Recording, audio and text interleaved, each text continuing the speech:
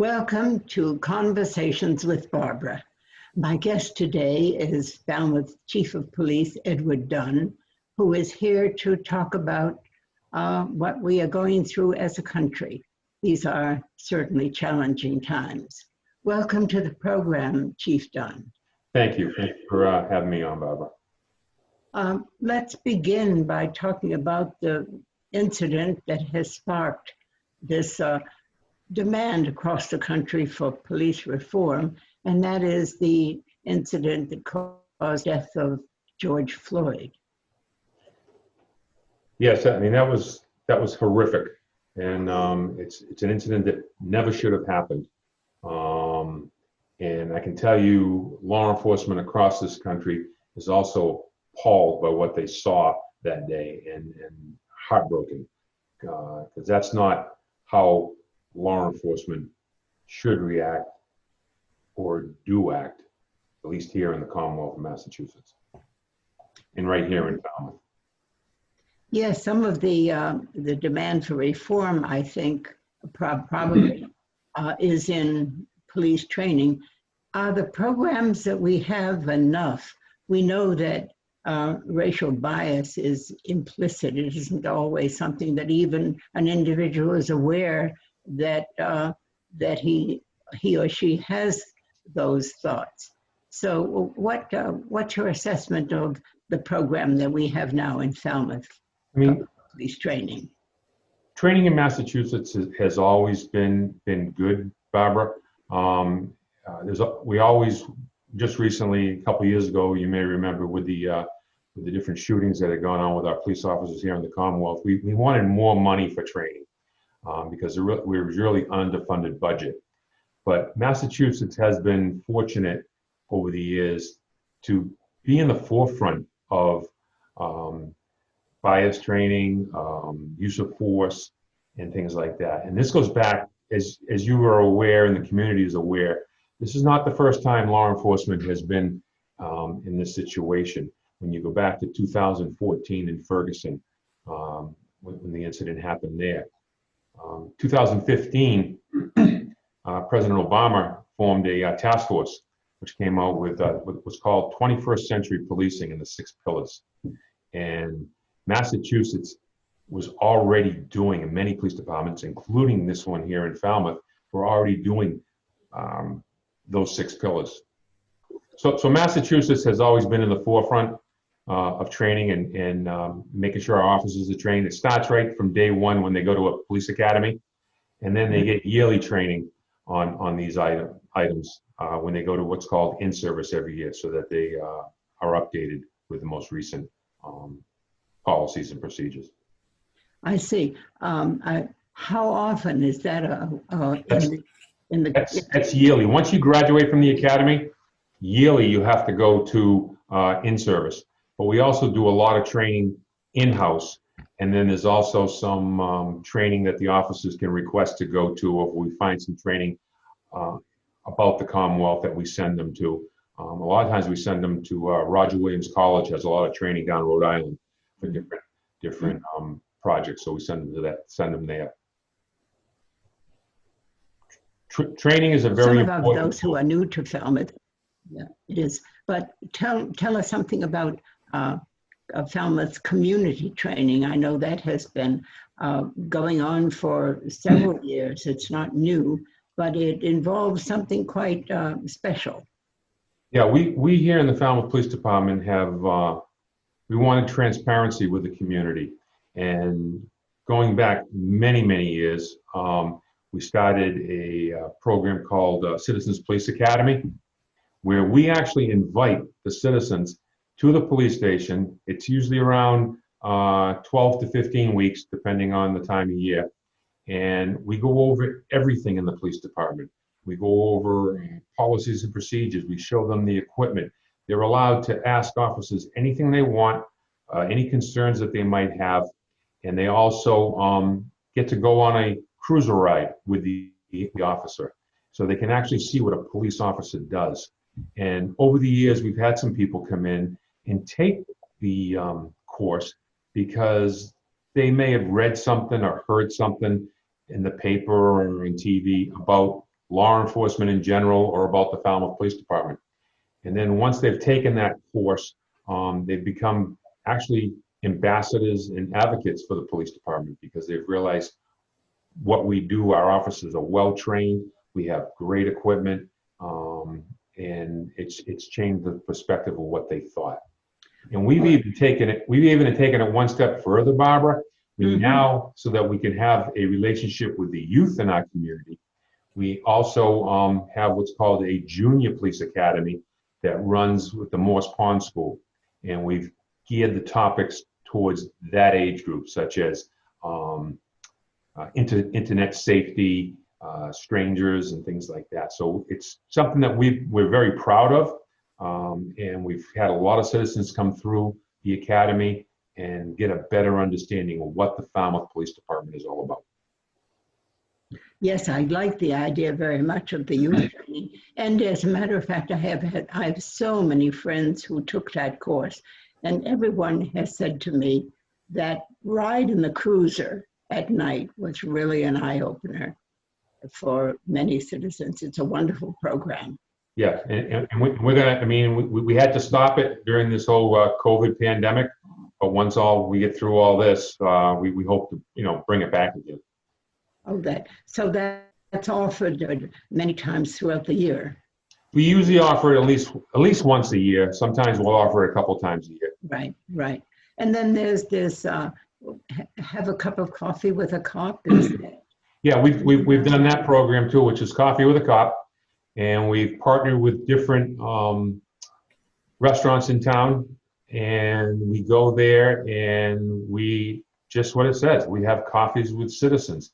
And we have different officers that are there, and the citizens can ask us anything they want. And we can hear their concerns. It might be they have concerns about something going on in their neighborhood, or they may just have a question about the police department. We started that program a couple of years ago, again, been very successful. Another program that we have, which is huge success in this town, is what we have, we call them their liaisons. We have different associations in town, different villages, different community groups, and we actually assign an officer to that group. And it's twofold on that. The reason we assign the officer there is so the officer can hear their concerns about their neighborhood, their area or town, and we also share information that we may be able to share with them. And if there's a problem, we work on it together as a community to solve that problem, whether it's barking dogs, vandalism, speeding cars, and things like that. So it brings the community and the police department together because the police department can't do it alone. We need to do it as a partnership. Yes, and speaking of that, of not being able to do it alone, some of the criticism has been that too much is expected of, for example, dealing with mental illness or dealing with physical handicaps. The question comes up, why is it that a police officer is the one who comes when there's an issue of, say, a 911 call? Is it the case that an individual cop is overburdened but the demand is for skills he may not have? Law enforcement's changed over the years in my years here, from upholding the law, stopping speeding cars and catching criminals who break into homes. We now wear different hats. With addiction so high here on Cape Cod in the opioid crisis, we ended up having to administer Narcan. Where prior to that, we didn't administer anything other than first aid. CPR and some bandages and things like that. That was always the fire department's job to administer any kind of substance to the individual. But today, our officers are all trained and we're administering Narcan. The homeless population, we're dealing with the homeless population. We're dealing with the mental health population. So yes, law enforcement has taken on a lot of other roles. It seems like it all got handed down to law enforcement, and it's because we're normally dealing with them anyways. But we've had to train our officers. Let's talk about mental health, for instance. Several years ago, I belonged to the International Police Association, and that's a worldwide police association. And we took a pledge here in Falmouth, which is called the One Mind campaign. And what that One Mind campaign was that the police department would form policies, form partnerships, train their entire department in mental health first aid, and then also train 20% of the department in a critical risk team, which would partner with an outside agency. And we partner with the Falmouth Human Services. We actually go and visit. If we get a call, like you just said, we get a 911 call, we just get a regular call to a home, and the officers determine that the person might be in some sort of mental health crisis. If we can assist them at that particular time, whether it's taking them to the hospital or whatever the incident might be, we do it. But what we also do is we do a follow-up, and we do a follow-up with our mental health partners from Human Services and the police department to see what other services we can get for those people. So that's the local cop as social worker. That is quite a demand. Correct. That, put on the Yeah, and we're doing the same thing for the overdoses, the opioid crisis. We go, if somebody overdoses, we, our team, we partner with Gosnell on that, and we'll go and we'll visit that individual to see if we could get them some help. They may not always want help the first time, but we're consistent with it and persistent to try to get them help to save lives. So yeah, law enforcement has changed from just chasing bad guys to being social workers. Yes, yes. Would you like to see that some reform in that respect to take that particular task away and have another institution taking care of that? It wouldn't hurt. It would allow us to do some other things. Like I say, it just seems because law enforcement's the one that responds to it, law enforcement seems to be the one that ends up with it. So anything to help. Well, perhaps that will come under investigation and maybe some improvements made. I want to ask you also about a huge issue that everyone is talking about, and that's the militarization of police forces.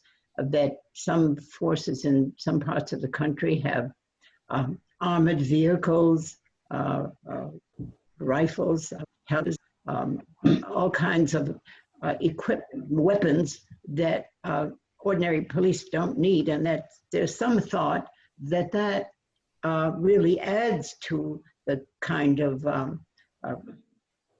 violence that we have been seeing, the kind of a brutalization of police work. What's your take on that? Again, it depends on the particular area, but I can tell you here in Falmouth, we don't have any armored vehicles. We have access to an armored vehicle. It's called a Bearcat, and that is only used in a situation that we're doing high-risk raids for drug houses and things like that. That might be a home that we're very familiar with that has weapons and things like that.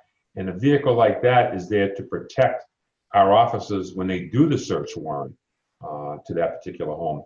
As far as what you talk about, militarized type of weapons and things like that, the weaponry that we have is the weapons that we need to do our job. I mean, as you saw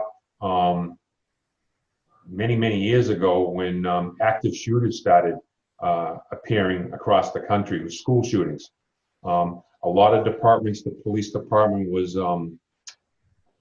outgunned and didn't have the weapons to deal with the situation. So departments through research and training, and it's all about training. It's how you train and policies and procedures when certain weapons are used and things like that. What makes it safe for everybody, the community and the police department. Mm-hmm. I think I can quote something you have said about not wanting to have all police departments painted with the same brush. And I can, from your comments, that things differ from place to place. It may be that cities with large populations have a more challenging problem. Oh, absolutely. I would say they would, because again, we're fortunate here in Falmouth. But no, you're absolutely right. What happened with George Floyd? Absolutely devastating, and people are angry, and they should be angry. But that's one officer, and all officers shouldn't be painted with that, because we have in the Falmouth Police Department, our officers serve this community with pride, and dignity, and treat people with respect, and we'll continue to do that. It's very good to hear. It has come up too sometime that chiefs of police have economic responsibilities too, and sometimes if you have a limited budget, there's a tendency to rehire somebody who has been discharged elsewhere, mostly because you don't have to invest in training and that sort of thing. It becomes economically feasible to rehire. I wonder, and that's why we find in lots of places where policemen who don't have the best record are rehired in other jurisdictions or other parts of the country. Can you comment about that? Falmouth, again, towns are different. We have communities in the Commonwealth, and they are divided. There are what's called non-civil service departments, and then Falmouth Police Department is a civil service department. We come under the state guidelines as far as hiring. Excuse me. We have to wait for a active civil service exam, and then when that exam comes out, we can pick from that list. There's a residential list and a non-residential list, and we usually hire off the residential list because it's a resident of the town of Falmouth, someone who's born and raised in the community or lived in the community and has some ties to the community, and we think that makes a better police officer. But the Falmouth Police Department, I can't speak for all police departments, but I do know they do backgrounds. We do very intensive background checks on individuals prior to hiring them. We also do physicals, and we do psychological exams before we even hire them. We try to do our due diligence to make sure we're getting the best candidate for the police department, and particularly the community when we hire. As far as rehiring, there are people on the civil service list that are called rehires, but they're officers who have been laid off. It's not so much discipline pieces, but even if they've been laid off, we still do an intensive background to find anything in their background before we hire them. Yeah, that is very interesting, and it would seem that that we have lots of different situations and lots of different chiefs of police. It's very nice to know that we have these safeguards in Falmouth. You spoke earlier about community policing and the rapport that you want to have officers have with citizens. It's a two-way street. What would you ask of residents? How are they're part of this partnership as well? What would you ask of them? Absolutely. Excuse me. Absolutely. And it is evident at this particular time, because I've got a lot of emails, and I've had a lot of people during these recent protests that we've had. They've actually come up and thanked us for what we do here in Falmouth. Just show appreciation for what the officers do every day, because you do know your officers here. You do know how we treat people, and just be respectful, same as we're respectful to them. Do you have a large pool of candidates? Is there a question of, do you think that this climate is making young people less willing to become police? Yeah, it's going to be very difficult hiring here in the future. It has been very difficult because the pool has not been very large as far as hiring right at the moment. I think it's a generational piece. jobs, the job market prior to COVID was very good. So a lot of people, were going into the private sector, probably because there was more money in that. But with incidents like this, it makes it very, very difficult because people really start to rethink whether they want to be painted with that broad brush, because the Yes. job is dangerous to begin with, but it even becomes more dangerous in times like this because, as you've seen by some of the cities that have gone on and some of the places throughout the country, the officers who have been shot, stabbed, and everything else, things thrown at them. So when you really think about it, is this a career that you really want to do right now? So yeah, this is going to make it a lot harder to hire candidates in the future. See, so, well, I like to think that this period that the whole country is going through is maybe good, because at least we're looking at ourselves, self-examination. Are you optimistic about the outcome? Will we be seeing reforms that need to happen? There are conversations, excuse me, there are conversations going now in communities and in areas. And as I said, Barbara, this is not the first time law enforcement has been in this position.